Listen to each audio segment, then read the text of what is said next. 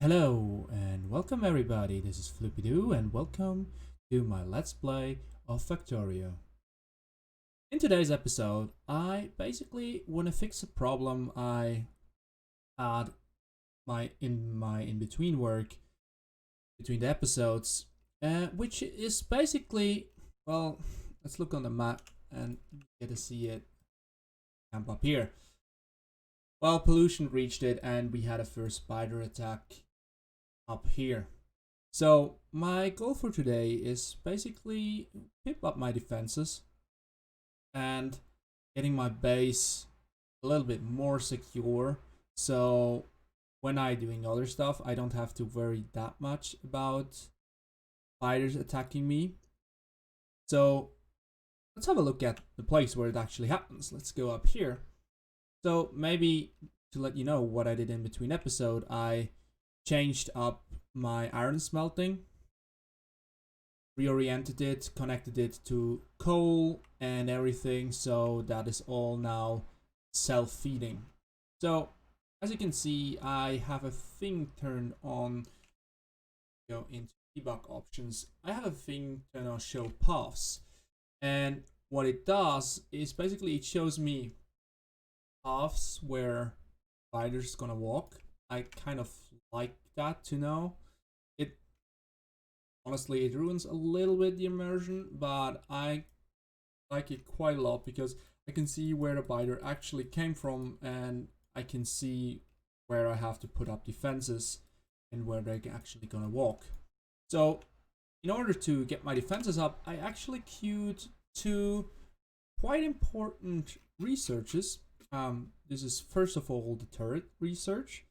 What the turret research gives me is the gun turret, which is really nice and helps me especially early on to defend my base. And the other thing I got is the wall.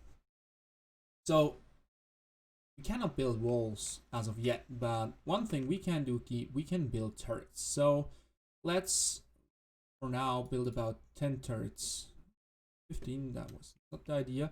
So I want to build about 10 turrets, and another thing I want to do, I want to set up a quick automation for ammunition, because those turrets probably gonna need quite a lot of ammunition over time, and I actually just want to hook into like my metal reserves and just straight from there craft them. So for that I have one assembly machine, and I will select the ammunition firearm magazine recipe that needs 4 iron plates and takes about 1 second to craft. I have some inserters. I will queue 2 inserters because they have about a second to put an item in there, and I can take them out and put them in a chest. Here I say I want to have about a third of the chest full with magazines, so I can just come here and get restock my ammunition. Another thing I did in between episode, I crafted myself here submachine gun. What the submachine gun has, and which is quite nice, it has quite a nice shooting speed. So I will switch my ammunition over to a submachine gun. We'll press tab once. With tab you can cycle through your guns and weapons. So that's one thing I did. And another thing I'm gonna do right now is basically crafting. I want to build myself light armor.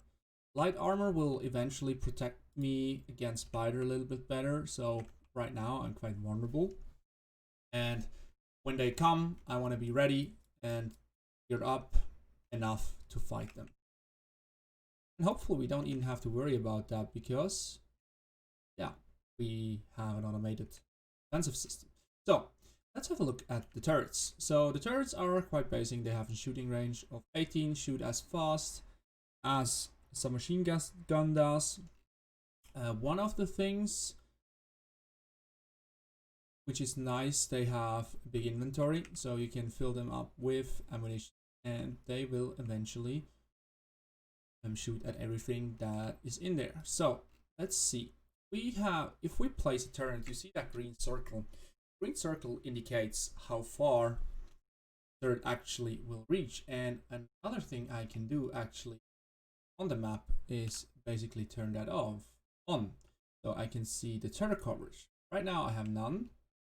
And what I will do probably is I will put turret about here, another one here, another one here, and another one here. So now when you look at the map, you see actually those red rings.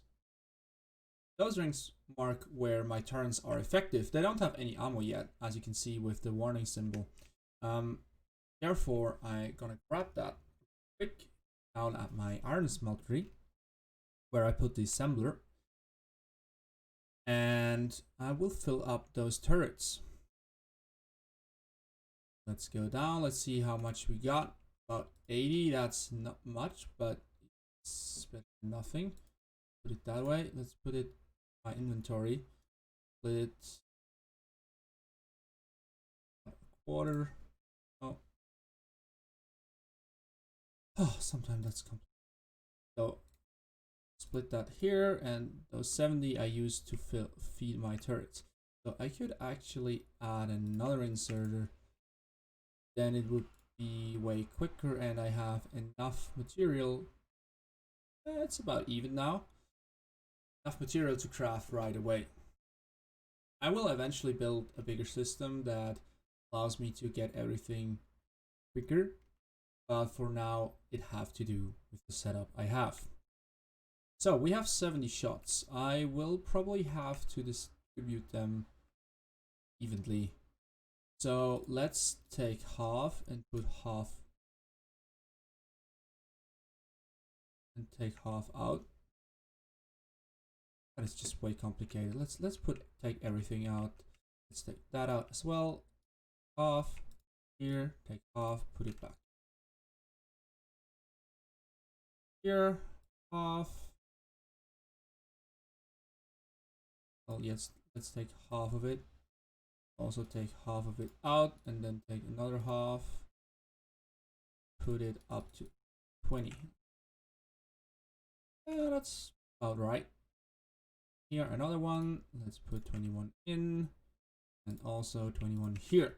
So in case the biters attack, they will fire. I tried to lure them in here. Maybe they will attack me, and then we can actually see how those biters react to my turrets, or vice versa, how my turrets react to the biters. So you see, all the biters are basically aggroing me and trying to get me. They are quite fast. Ooh, that is not good. Oh. Let's hope that we get into turret range soon, and they can actually do their magic, and they will get rid of those biters quite easily. And they used about 1 magazine each, which is nice. So for the next time the biters will attack, and I think they will attack the same way, I am protected. What I also will do, I will extend that turret lane down here. Unfortunately I don't have any ammo yet, but what I plan to have is maybe one here, then another one here, here, and here, and another one here. So for completeness sake, let's put another one here right in between, so just in case. So I have a nice defensive. I will change that probably later on, because one thing I also want to do is build up a system or some automation to get myself some bricks crafted so we can have stone walls. Let's see how my ammo production is doing. I hope I have another. Yes, I have another ready. Out inventory. Have a look that we have about out. See that we have about 20 in here. another 20 here, 21, that also will do. Here, take out some more, 20 here, 5, and here another 20.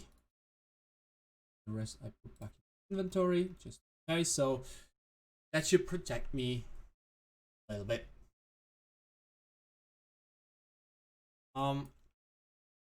So I have my first line of defense. I have honestly no idea if there's any biter nests up here or down here or over here. As you might remember from first episode, there is a big ocean down here, so I'm not worried at all. So that is quite nice. So another thing, well, let's head to the automation of bricks. So one thing I need at the beginning is I need some more miners. I have 6 left. This is quite nice. I will put them in kind of the same grid I have here. I take it off here, maybe easier that way, and I can put them right in the middle here. I don't want to cut down that tree as of yet, so I will put it here and here. I don't need that much stone in the beginning because basically just want some walls. Those walls get smelted. That's about it. Actually, I will even go one further and say, yeah, let's do it the other way. I need that. I can build about those two quite quick. Place them down.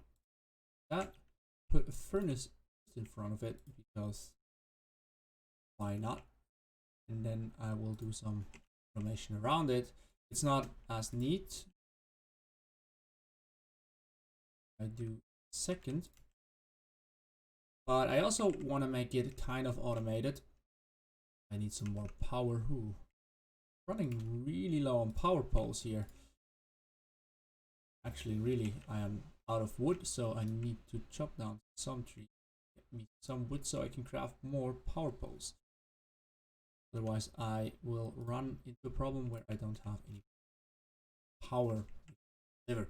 So one thing I want to do is basically run down some automation here, and I will split the belt into 2. One side will be coal and the other side the stone bricks.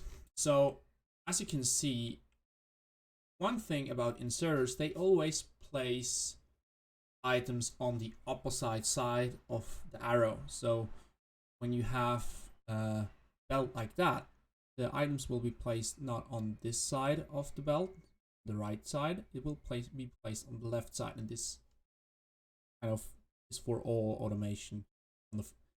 In point of the insert, it's the farther side, and it will also pick up always on the closer side. So if you want to manage that, if you have a split belt with multiple items on it on both sides, then you can actually leverage that mechanic. So you can say, oh, I could put items in from that side, but if I keep the right side of the belt always full, then I'm sure that it would always pick up the right side. And so also I can, here in that setup, I will fill the right side with coal. I will do that. So you can fill up the right side with coal, and because of the inserters, they will always put it on the left side of the belt, and so they will not mix. And I will also leverage another cool mechanic of splitters, which I can show here. I will say, well, you have an output filter. So I can say, oh, well, you know, I actually don't want anything except stone bricks coming out onto the left side. So if I right side, you can see here it has that brick symbol over here. So if I have a belt here, that belt will only ever have bricks. And that is actually quite neat, because then I can put those bricks into a chest. So, and have production going. I also will lock some of the chests because I don't want to have too much brick overflow. Why would I want more? I don't need it. So, one thing we need to do, we need to route the coal up. And I will probably just be as blunt and actually just tap into one of those lines. I have an underground belt. Get it over here. And then probably some spaghetti belt, moving that coal up around my miners, right into that input over here.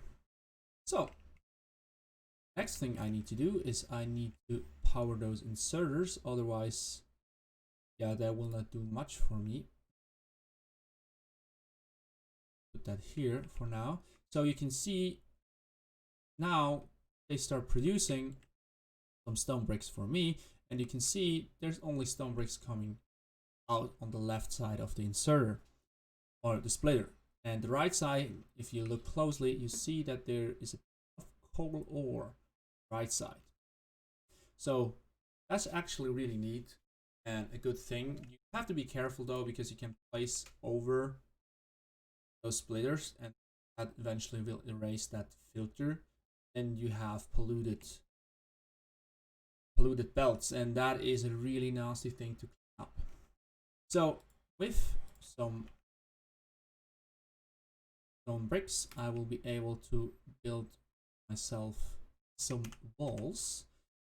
Other thing I will also do real quick is I have another assembly machine that basically produces walls for me all the time. So when I need walls, I don't have to look for them because they're already delivered to me. So one inserter here, one inserter here. Recipe set to walls. I want about 3 stacks. I think that sounds right. 3 stacks. I should actually be quite nice. Nicely set up. Yep. And I'm out of space again because a single miner can actually feed more than one furnace. I was looking for that word way too long. So that machine complains about power, so why not deliver some power? That pole here, and that everything. And now get brick walls sooner or later. Just nice. And you are full, right? And you here. One thing about those locked chests, so you can actually, so automatisms can actually pull out of red slots, but they cannot insert anything in. So if you have a chest like that where you actually put stuff in and you lock it, then you will actually have the possibility to dump stuff in here. What will not work is the shift click. You have to mostly place it, but automation will take out red slots first, then go on to the rest, if I remember correctly, or if that has not changed yet. It has. 100%. So I have some walls, and I will use those walls actually to make use with those cliffs here. I will actually try to block those cliffs. Well, grade is something different. I will try to use the cliffs as natural wall and therefore preserve some material. So right now, actually, biters will never ever come through here, and with that I can funnel them through here. And one thing I will do, I will tear down those turrets, because spiders will never get in here because they have a better path around walls. And as far as I'm aware about spider AI, is that they will prefer to find a non-blocked path over attacking a target, except that target is what caused their rush.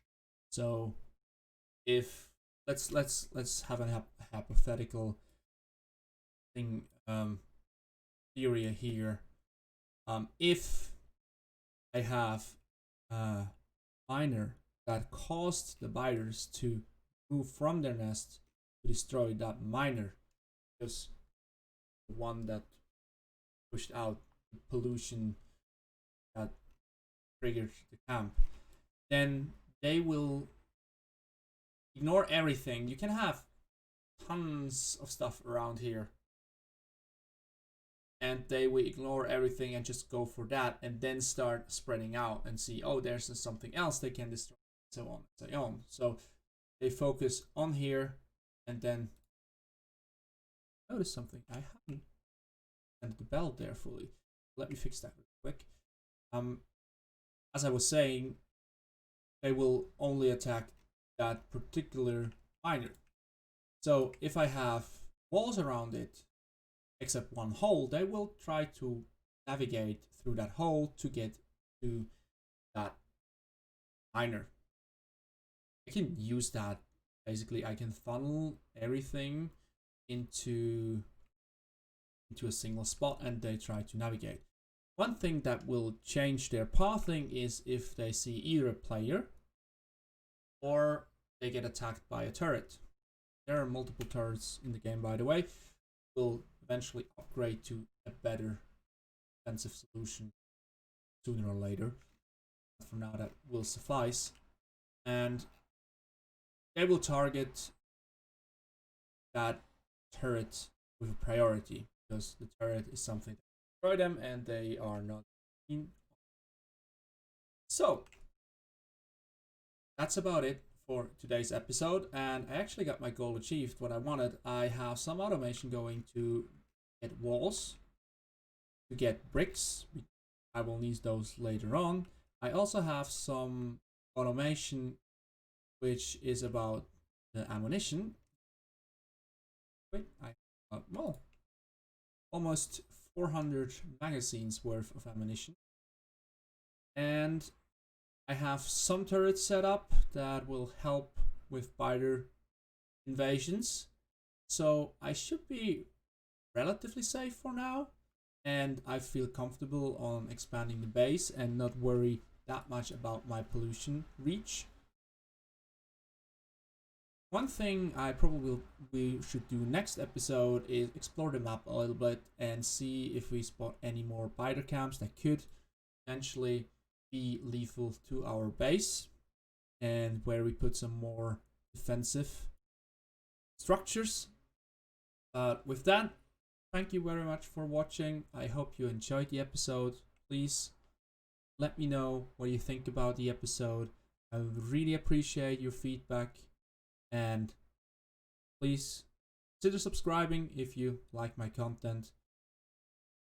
So thank you very much and have a great day. Floopy-Doo signing off.